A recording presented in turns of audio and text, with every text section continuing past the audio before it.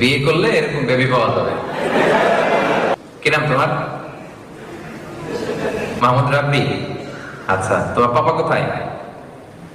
হ্যাঁ, ওখানে যাবা না? কাছে যাবা? আসো আসো। কি নাম? মাশাআল্লাহ। ঠিক আছে, বাবার কাছে চলে যাও, আব্বুর কাছে যাও, আব্বুর কাছে যাও। মাশাআল্লাহ, এরাই আগামীর বাংলাদেশ, ঠিক কিনা?